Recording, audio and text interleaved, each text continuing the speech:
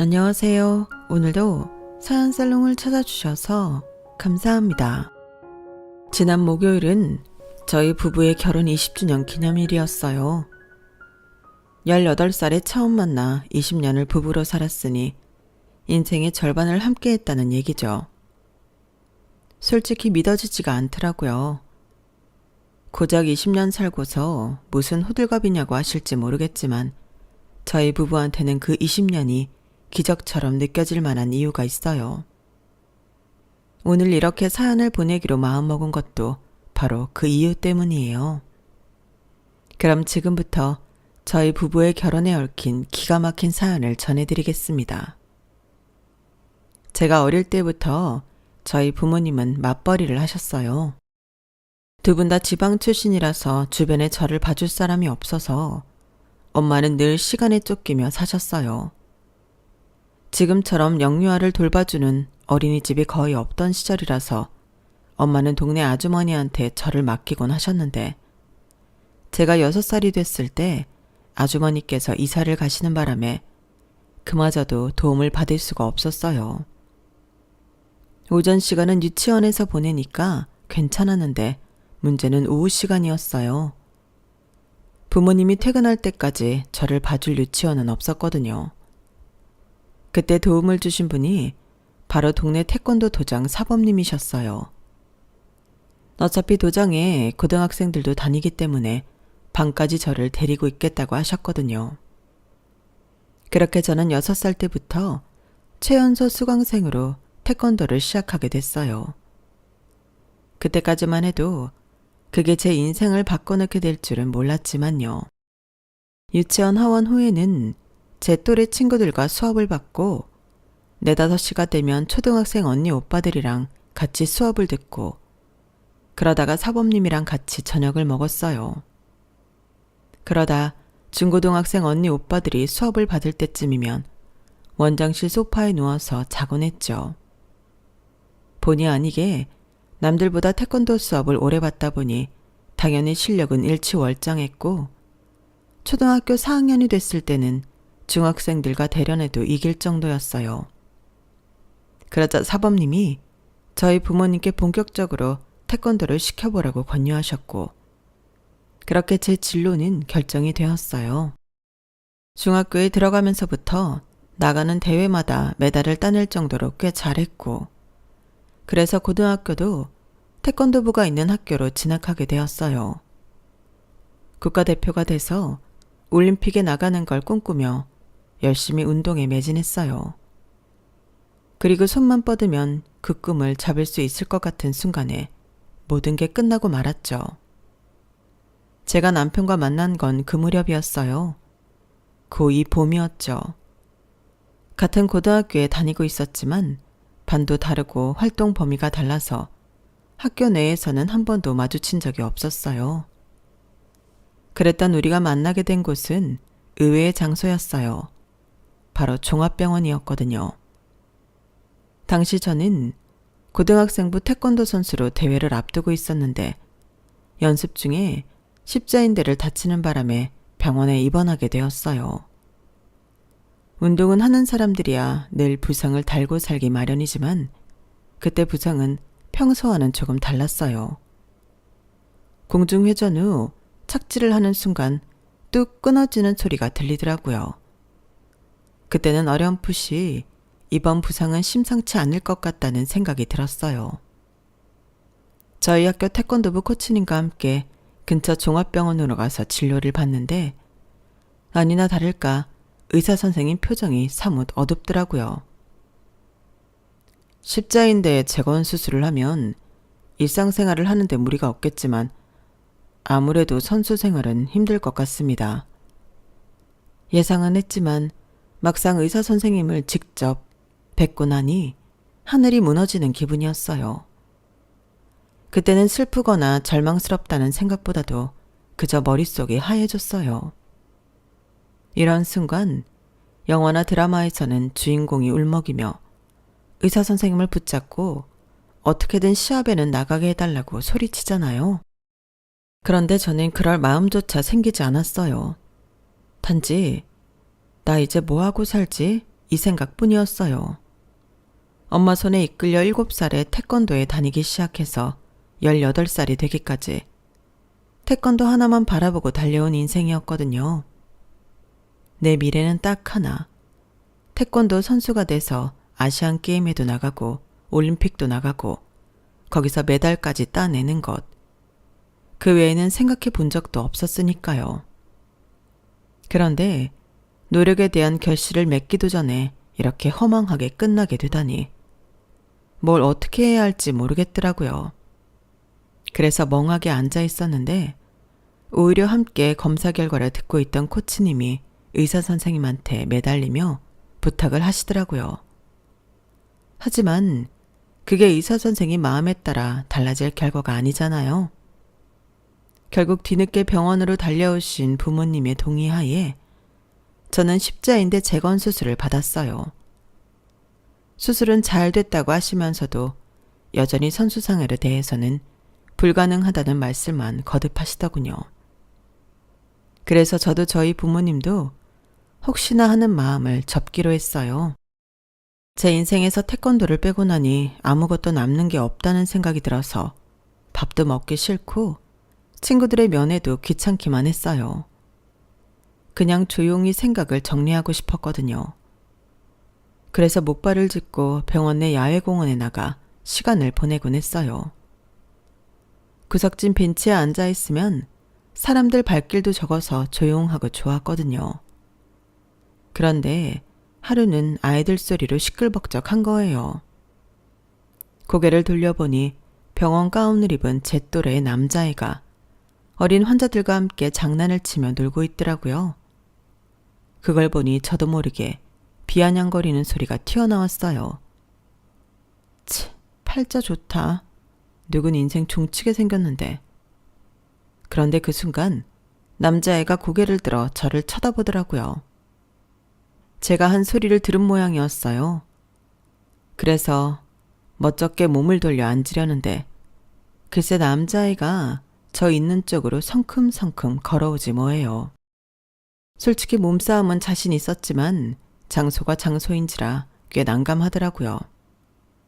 다리 다쳐서 선수 생활 끝나게 된 태권도 선수가 같은 병원의 환자를 폭행했다는 기사라도 나면 이게 무슨 개망신이에요.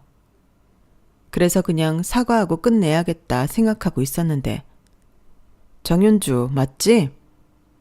글쎄 제 이름까지 알고 있더라고요. 제가 그렇게 유명한 선수도 아닌데 어떻게 내 이름까지 알고 있을까 생각하고 있는데 남자애가 그러더라고요. 나 2학년 3반 박은수야.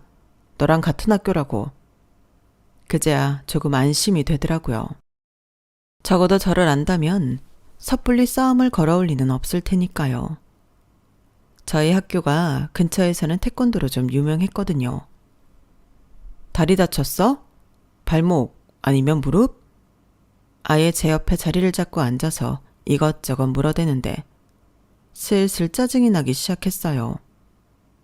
그래서 대충 말해주고 보내려고 했어요. 십자인데 됐지? 꺼져. 야, 살벌하다. 그럼 인생 종쳤다는 게 이 부상 때문인 거구나. 네가 하는 말 다 들었어. 그렇게 큰 소리로 말하는데 못 들으면 그게 바보지. 잘 넘어갈 줄 알았는데 제가 빈정대는 소리를 들었다고 하니까 더 뭐라고 할 수가 없겠더라고요. 그래서 한숨만 푹 쉬고 있었는데 그런데 말야, 나 그렇게 팔자 좋은 애 아니야. 7살 때 시한부 판정을 받았거든. 15살을 넘기기 힘들다고 그랬는데 운 좋게 아직까지 살아있네. 지금 살아있는 건 일종의 덤인 거지.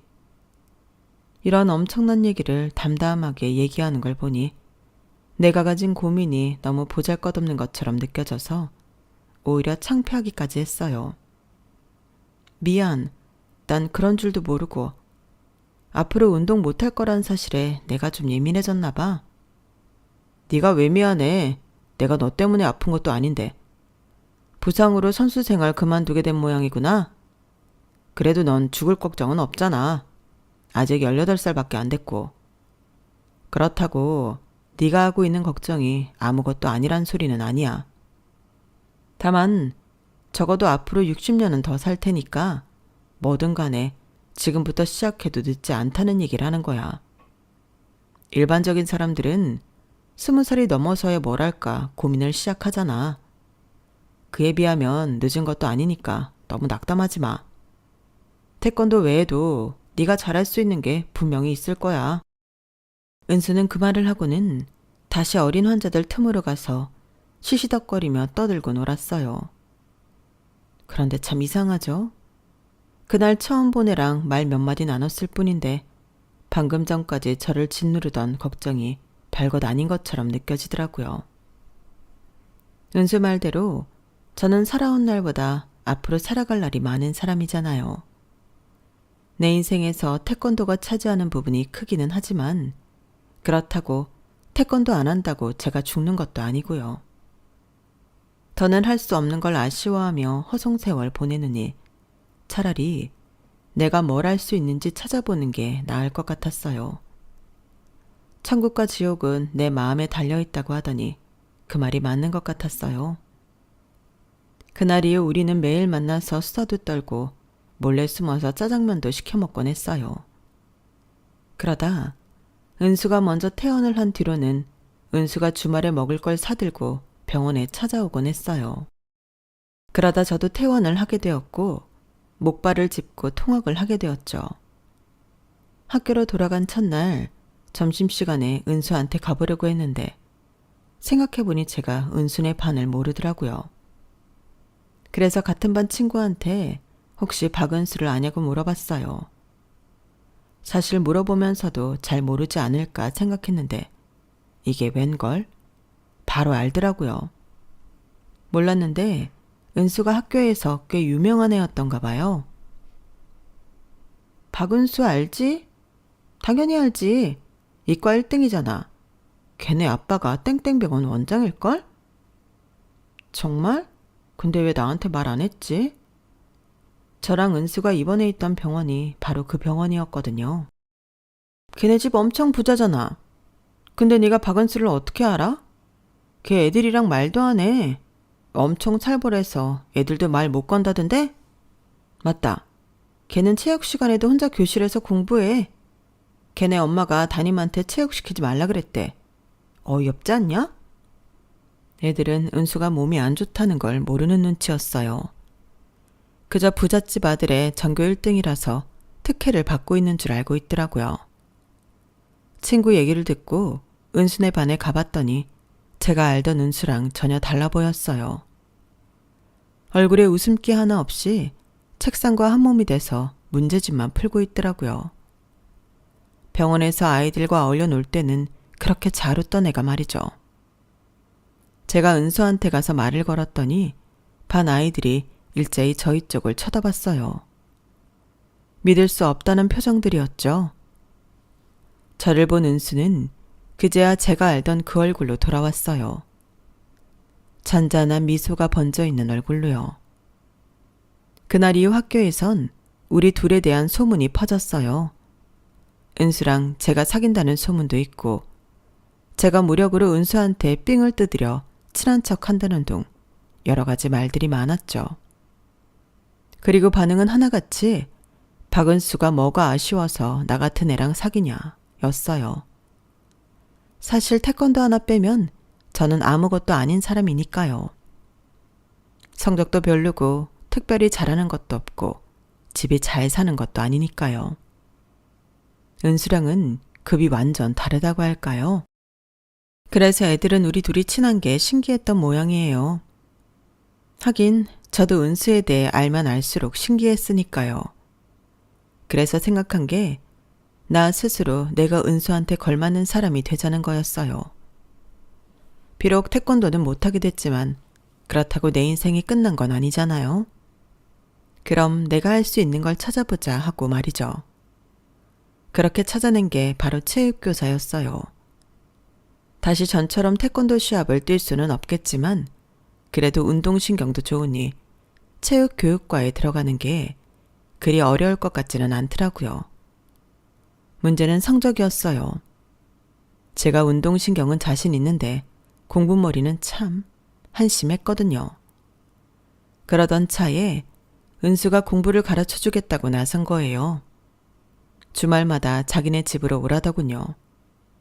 그때 처음 미래의 시댁에 가볼 수 있었어요. 은수 어머님은 제 방문에 엄청 놀라시더라고요. 어머, 은수 친구라고? 정말 우리 은수 친구 맞아? 네, 은수가 같이 공부하자고 오라 그랬어요. 불편하시면 그냥 갈까요? 아니야. 어서 들어와. 은수가 집에 친구를 데려온 건 처음이라서 아줌마가 좀 놀라서 그랬어. 윤주라고 그랬지? 참 예쁘게 생겼구나. 그래, 우리 은수랑은 어떻게 알게 됐니? 같은 반이야? 그럼 너도 이과겠네? 어머님은 대문에서 잔디가 깔린 마당을 지나 현관까지 도착하는 동안 마치 호구조사 나온 동사무소 직원처럼 끊임없이 질문을 하셨어요. 마침 현관까지 나와 있던 은수가 말리지 않았다면 집에 갈 때까지 어머니께 붙들려 있었을지 모르겠네요. 아무튼 그날을 시작으로 저는 매주 은수네 집에 가서 함께 공부를 했어요. 방학 때는 거의 매일 출근 도장을 찍다시피 했고요. 말이 좋아 함께 공부한 거지 실제로는 은수가 제게 공부를 가르쳐 준 거였어요. 다른 집 부모님들 같으면 곧 고3이 될 아들이 남의 집에 공부를 가르쳐 준다고 하면 가만히 둘 리 없었지만 은수 부모님은 은수 대입에 크게 관여하지 않는 모습이었어요. 그리고 그건 은수도 마찬가지였죠. 공부가 좋아서 했던 건 아니야. 그냥 할 게 없어서 한 거지. 너도 알잖아. 나 친구 없는 거. 어릴 때부터 그랬어. 친구를 사귈만 하면 병원에 입원하고 퇴원해서 나오면 그 친구는 다른 친구랑 친해져서 나를 밀어내고. 그러니 별 수 있어. 책이나 보고 문제집이나 푸는 거지. 나도 그렇고 우리 부모님도 그렇고 대학은 크게 생각하지 않아. 가면 가는 거고. 전교 1등을 하는 녀석이 대학에 가는 건 중요하지 않다고 하다니 참 배부른 소리 하고 있다는 생각이 들었어요. 누구는 안 돌아가는 머리 쓰느라 쥐가 날 지경인데 말이죠. 제가 이렇게 제 미래에 대해 발을 동동 구르는 건 저희 집 사정이 한몫했어요. 저희 집은 제가 기억하는 한 한 번도 부유했던 적이 없었어요. 되려 없는 살림이 더 가난해지지 않기만을 바랄 정도였죠. 직장 생활을 하시던 아빠가 친구를 위해 보증을 서주신 게 잘못돼서 그나마 살던 전셋집도 빼서 월세살이를 하고 있었거든요. 엄마랑 아빠는 눈이 마주칠 때마다 돈 때문에 싸우셨고 그러다 제가 고등학교에 들어가던 해 이혼을 하셨어요. 저는 그나마 아빠보다는 경제력이 있는 엄마가 키우게 되었죠. 하지만 엄마 혼자벌이로 아빠 때문에 생긴 빚을 갚아가며 모녀가 살기에는 턱없이 부족했어요. 그래서 제 용돈벌이는 제가 아르바이트를 하며 충당하고 있었어요. 우리 집 형편이 나아지기 위해서는 제가 번듯한 일자리를 갖는 것뿐이라고 생각했기 때문에 어떻게든 대학에 들어가려고 길을 쓰게 된 거죠. 그러기 위해서 제가 할 수 있는 최고의 선택은 체육교사였고요. 대학에 가도 그만 안 가도 그만인 은수랑은 마음가짐부터가 달랐어요. 학원을 가거나 과외를 할 형편도 안 되는 상황에 은수랑 하는 공부가 제게는 무엇보다 중요했기 때문에 길을 쓰고 달려들었고 그 모습에 은수도 저를 더 도와주려는 생각을 했던가 봐요. 심장질환으로 7살에 시한부 판정을 받았던 은수는 다행히 은사가 말했던 15살 고비를 넘기긴 했지만 언제 멈출지 모르는 심장은 시한폭탄이나 마찬가지였어요. 그래서 내일을 기약하기보다는 지금 이 순간을 살아가는데 의미를 두곤 했었죠. 그런 은수가 저랑 같이 지내면서 조금씩 변해가기 시작했어요. 지금이 아닌 미래에 대한 설계를 하기 시작했거든요. 그렇다고 거창한 건 아니고 딱 그 또래 아이들이 할 만한 계획이었지만요. 대학생이 되면 미팅에 나가보고 싶다거나 유럽으로 배낭여행을 떠나보고 싶다거나 CC가 돼서 캠퍼스 연애를 해보고 싶다는 정도였죠. 그땐 그러거나 말거나 너는 떨어져라 하는 심정으로 흘려들었는데 은수가 그걸 다 저랑 하게 될 줄 누가 알았겠어요. 은수랑 저는 같은 대학에 합격했거든요. 물론 과가 달라서 성적은 엄청 차이가 나긴 했지만요. 합격자 발표가 나자마자 은수는 자기 부모님께 유럽 여행을 떠나겠다고 폭탄 선언을 했어요. 당연히 은수 어머님은 위험해서 절대 안 된다고 반대를 하셨죠. 윤주랑 같이 가면 되잖아요. 윤주 쟤 어지간한 남자들보다 힘도 세고 태권도 선수 출신이라 유럽 남자들이랑 싸움부터도 발차기 안 하면 게임 오버예요. 그러니까 믿고 보내주세요. 일주일 가까이 부모님을 설득한 끝에 은수는 유럽 배낭여행을 떠나게 되었어요. 저는 덤으로 가게 되었고요. 은수 덕분에 공짜로 유럽 여행을 하게 된 저는 당연히 신이 났죠. 그런데 여행 중에 은수가 그러더라고요. 나는 사는 게 하나도 재미없었어. 하고 싶은 것도 없고 먹고 싶은 것도 없었거든. 어차피 죽을 거 뭐하러 기를 쓰면서 뭔가를 하려드나 생각했는데 너를 보고 그 생각이 달라졌다. 넌 항상 하고 싶은 게 있고 먹고 싶은 것도 많은 애잖아. 우리가 처음 병원에서 만났을 때도 넌 태권도를 계속하고 싶다고 눈물까지 뚝뚝 흘렸잖아. 그러다가도 이내 배고프다면서 짜장면에 떡볶이에 치킨에 줄줄이 읊혀가며 먹고 싶다고 노래를 불렀고 그때 널 보면서 참 신기하다는 생각을 했어. 도대체 어떻게 된 사람이길래 감정 변화가 저렇게 빠르게 되나 하고 말이야. 그래서 너랑 있으면 인생이 지루하지 않아. 너랑 오래 같이 있고 싶어. 마치 사랑 고백이라도 하는 것처럼 은수는 분위기를 잡아가며 얘기를 했어요. 그래서 살짝 은수가 나를 좋아하는 게 아닌가 생각하기도 했는데 입학하자마자 꽈팅을 주선해달라고 그러지 않겠어요? 그 말에 내가 은수 마음을 착각하고 있었구나 생각했죠. 날 좋아하는 애가 소개팅 주선해달라고 조르지는 않을 테니까요. 그러더니 굳이 주선자도 참석해야 한다고 쌩떼를 쓰더니 소개팅 날 은수가 저를 선택한 거 있죠. 그렇게 친구끼리 파트너가 된 우리는 1일 데이트를 하게 됐는데 그때 은수가 그러더라고요. 이제 CC 하나 남았다고요. 그제야 알았어요. 고등학생이던 은수가 계획했던 자신의 미래에는 모든 순간 제가 함께 있다는 걸요. 그런데 중요한 건 저도 그게 싫지 않았다는 거예요. 내가 가장 힘든 순간에 만나 새로운 꿈을 갖게 되고 그 꿈을 향해 매진하는 모든 순간에 은수는 누구보다 큰 도움을 주었어요. 같은 학생 신분임에도 제게 공부를 가르쳐 주기도 하고 대학에 진학할 때는 자기 아버지를 설득해 저 몰래 장학금 명목으로 제 등록금도 내주기도 했거든요. 그리고는 체육 임용고시 준비를 할 때는 공부 시간표까지 짜서 저를 가르쳐 주기도 했고요. 그러니 이런 남자를 어떻게 안 좋아할 수 있겠어요. 소개팅 이후 서로의 마음을 확인한 우리는 본격적인 CC의 길을 걷게 되었어요.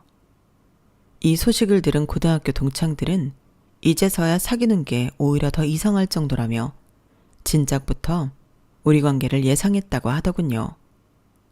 그런데 딱 한 사람, 누구보다 우리가 사귀는 걸 지지해 줄 줄 알았던 분이 반대를 하고 나선 거예요.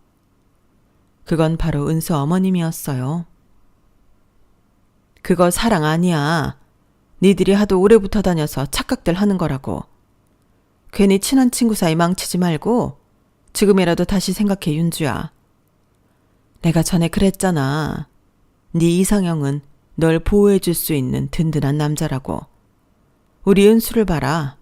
이렇게 여리여리한 애가 널 어떻게 보호하니? 네가 보호한다면 또 몰라도. 네, 그래서 제가 마음을 바꾸기로 했어요. 보호받기보다는 내가 직접 보호하기로요. 그리고 아주머니, 은수가요, 은근히 카리스마 있거든요. 힘으로는 저보다 약한지 몰라도 많이 의지가 되는 남자예요. 어머, 얘, 그거 너 착각이야. 아니, 지금까지 친구로 잘 지내던 애들이 갑자기 왜 이래? 암튼 난 니들 사귀는 거 반대다. 절대 반대야. 그동안 제게 그렇게 다정하시던 은수 어머니가 이런 반응을 보이자 은수도 저도 당혹스럽기까지 했어요.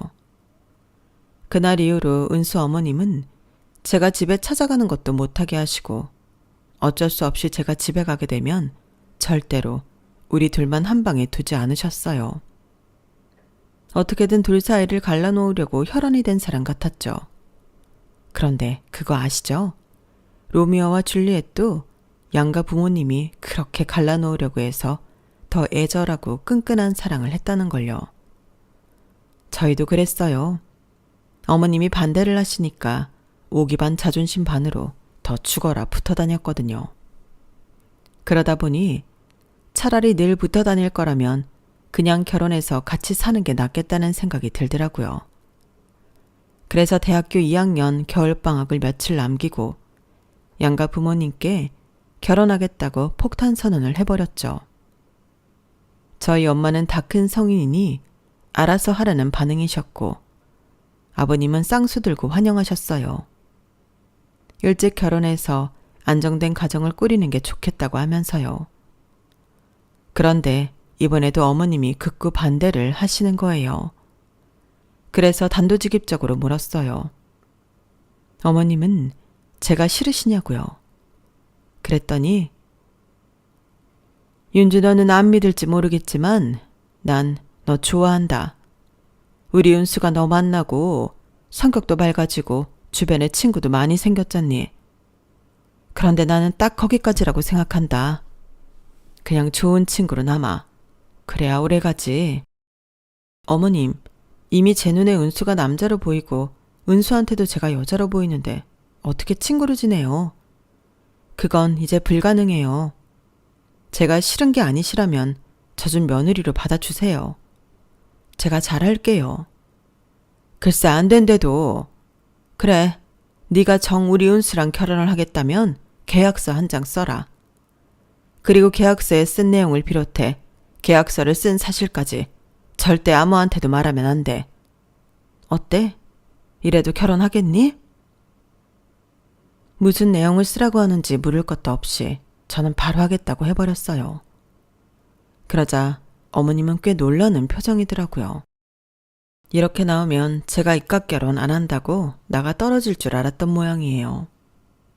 그렇게 저는 결혼을 앞두고 시어머니와 비밀로 계약서를 쓰게 되었어요. 계약서에 명시된 내용은 너무 어이가 없는 거였죠. 부를 테니 적어라.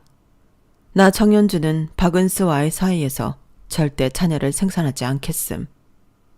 혹시라도 피임이 잘못돼서 임신이 됐을 경우 지체 없이 수술을 받도록 하겠음. 어머님이 요구하신 조건은 아이를 갖지 않는 거였어요.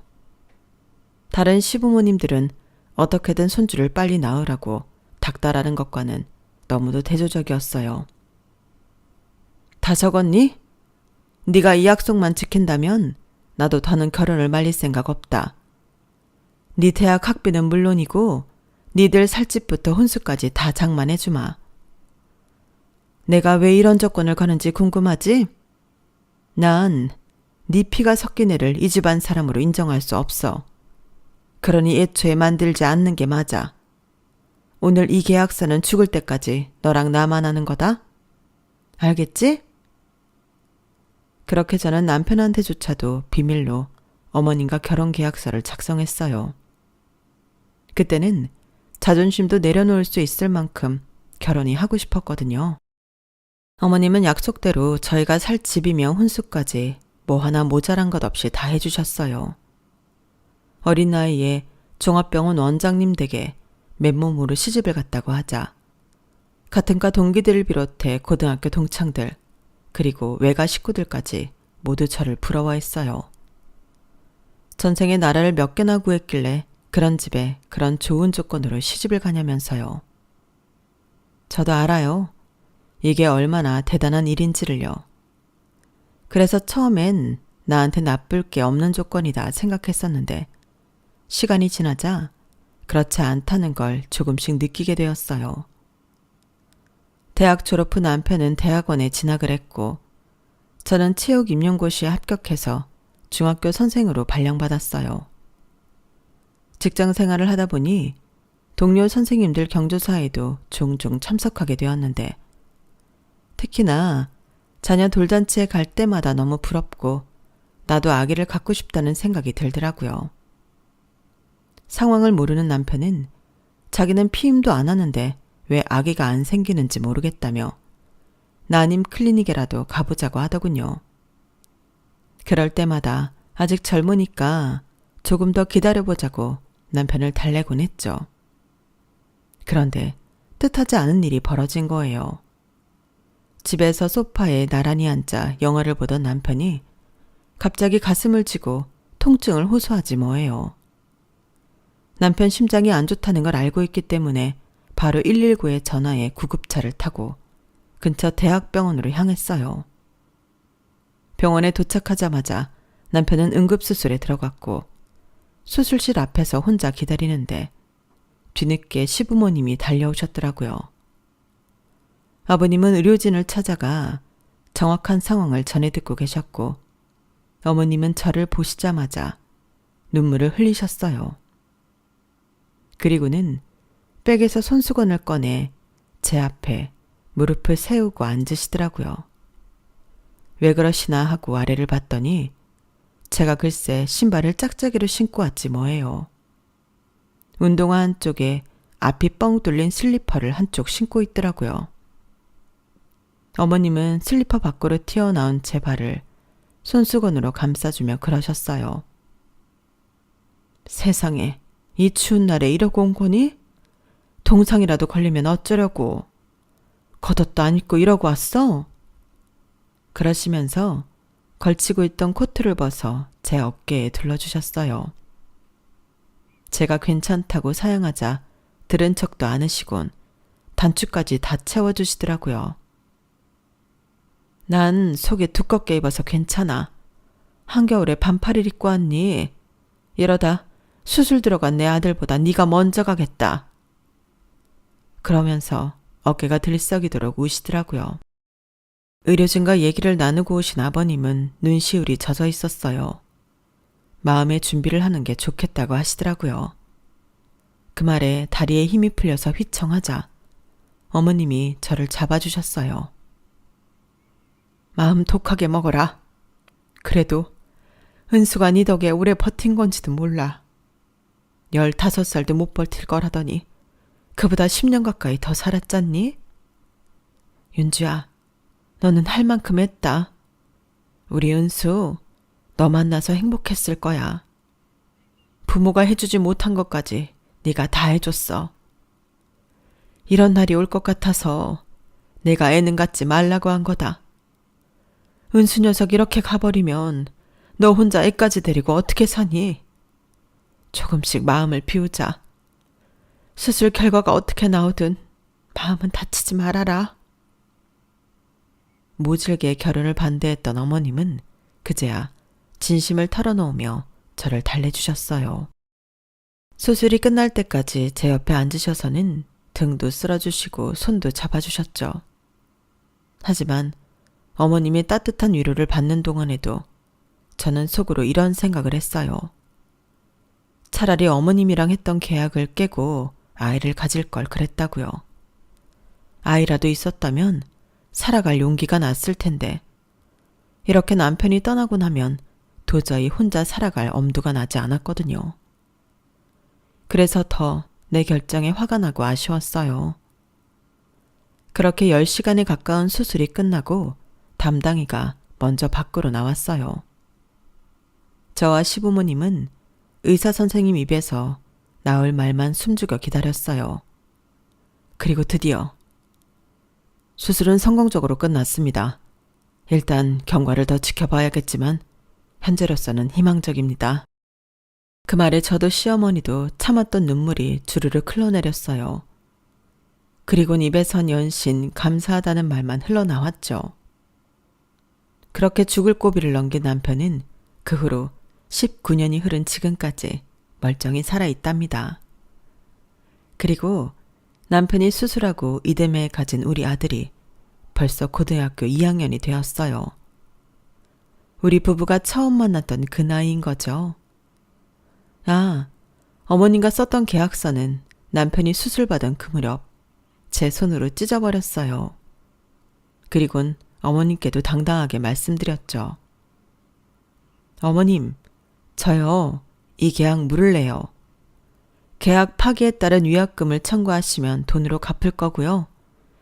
이혼을 하라시면 그건 거절하겠습니다. 우리 그이가 수술에 들어가고 제가 제일 후회했던 게 뭔지 아세요? 우리 사이에 자식이 없다는 거였어요. 저 은수 죽으면 따라 죽을 자신은 없지만 다른 남자랑 살 자신은 더더욱 없어요. 그러니까 저희 부부 애 갖는 거 막지 말아주세요. 은수가 먼저 죽으면 저 은수 닮은 자식이라도 보고 살아야겠으니까 말리지 마시라고요. 막무가내로 제 뜻만 전하고는 본격적으로 임신 준비에 나선 저는 이듬해 오매불망 바라던 아이를 가졌고 그해 크리스마스를 앞두고 출산을 했어요. 그렇게 임신을 반대하셨던 어머님은 손주를 안아보시자마자 눈에서 꿀이 떨어지시더라고요. 한참을 눈에 새길 듯이 손주를 바라보시더니 글쎄 이러시는 거 있죠. 윤주야, 낳는 김에 딸도 하나 더 낳아라. 딸 하나 더 낳으면 내가 신정동 상가 넣어줄게. 계약서를 쓰라면 쓰마. 이번엔 네 멋대로 찢지 말고. 여전히 계약서 타령을 하시는 시어머니를 보니 어이가 없으면서도 웃음이 나더라고요. 아버님은 혹시 애 심장에 문제가 있지는 않을까 걱정이 되셨는지 정밀 검사까지 다 해주셨지만 우리 아들은 심장이 엄청 튼튼하게 잘 태어났다고 하시더라고요. 그건 모르긴 해도 건강 하나만큼은 자신 있는 저를 닮은 게 아닌가 생각합니다.